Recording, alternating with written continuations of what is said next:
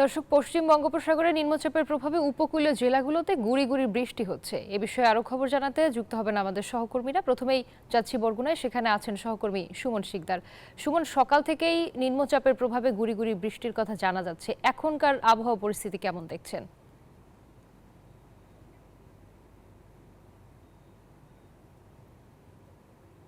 আপনি যেমনটি বলছিলেন যে পশ্চিম বঙ্গোপসাগরে যে লঘুচাপ সৃষ্টি হয়েছিল এবং সেটি কিন্তু নিম্নচাপে পরিণত হয়েছে এবং এই নিম্নচাপের প্রভাবে আমরা কিন্তু আজ সকাল থেকে দেখেছি বরগুনায় গুঁড়ি গুঁড়ি বৃষ্টিপাত হচ্ছে এবং সকাল থেকে এখন পর্যন্ত কিন্তু বরগুনায় সূর্যের দেখা মেলেনি এবং আকাশ মেঘাচ্ছন্ন রয়েছে এবং একটি গুমোট পরিস্থিতি এই মুহূর্তে বরগুনায় বিরাজ করছে। এবং আপনি একটা বিষয় আমি জানিয়ে রাখতে চাই যে বরগুনা একটি জেলে এবং কৃষি প্রধান জেলা। এখানকার অধিকাংশ মানুষ মৎস্য শিকার করে জীবিকা নির্বাহ করে থাকে এবং সেই জেলেরা কিন্তু অধিকাংশ জেলেই এখন বঙ্গোপসাগরে রয়েছে। এবং আমরা বরগুনা জেলা ট্রলার মালিক সমিতির সাথে কথা বলেছি, তারা আমাদেরকে যেটা জানিয়েছে যে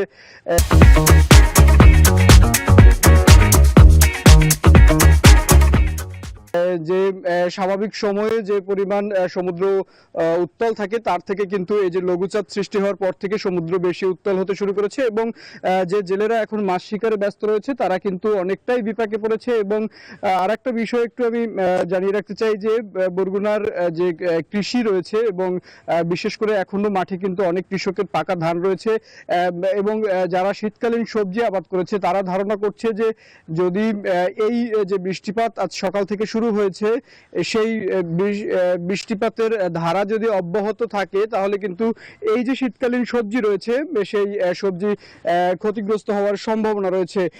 এবং আর একটা বিষয় আমি একটু বলে রাখতে চাই, সেটা হচ্ছে যে এই যে আমরা আবহাওয়াবিদদের সাথে কথা বলেছি, তারা আমাদেরকে যেটা জানিয়েছে যে জলবায়ু পরিবর্তনের যে বিরূপ প্রভাব সেটি যে উপকূলের মানুষের উপর পড়ছে তার একটি কারণ হচ্ছে যে আজকের এই যে লঘুচাপ সৃষ্টি হচ্ছে সেই লঘুচাপটি। এ ছিল আমার কাছে এখান থেকে সবশেষ পরিস্থিতি। কক্সবাজার রয়েছে আমাদের সহকর্মী, আমরা চলে যাচ্ছি সেখানে জানতে সেখানকার সবশেষ পরিস্থিতি। জি, ধন্যবাদ আপনাকে। আসলে কক্সবাজারে সকাল থেকে দেখছিলাম, এখন প্রায় 4টা বেজে গে, কিন্তু এখন পর্যন্ত আসলে সূর্যের দেখা নেই। আমি যদি একটু আপনাকে আকাশটা দেখাতে চাই, আকাশটা সকাল থেকে আসলে মেঘলা এবং আজকে একদম ভোর থেকে কোনোভাবেই কক্সবাজারে সূর্যের দেখা পাওয়া যায়নি।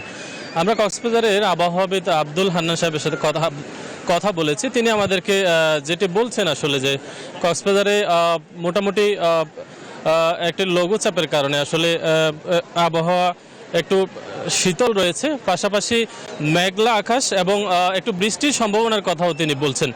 কক্সবাজারের দু একটি উপজেলায় বৃষ্টির খবর পাওয়া গিয়েছে, কিন্তু এখন পর্যন্ত কক্সবাজার শহরে এখন পর্যন্ত কোনো বৃষ্টির কোনো সম্ভাবনা পাওয়া যায়নি। কিন্তু এই বিরূপ আবহাওয়ায়ও লঘুচাপের সম্ভাবনা থাকলেও পর্যটক কিন্তু থেমে নেই। কক্সবাজারে ছুটির দিনে কিন্তু রেকর্ড সংখ্যক পর্যটক কিন্তু কক্সবাজারে এসছে এবং আমরা আজকে কথা বলেছিলাম কক্সবাজার আগত পর্যটকদের সাথে। তারা যেটি বলছেন, অন্য সময়টিতে আসলে কক্সবাজারে আসলে অনেক সময় রোদ কিংবা গরমের একটা বিষয় থাকে, কিন্তু এই শীতল হাওয়ায় কিন্তু তারা আরও বেশি বিষয়টিকে উপভোগ করছেন বলে তারা জানিয়েছেন। আমরা কথা বলেছিলাম কক্সবাজারের আবহাওয়াবিদের সাথে।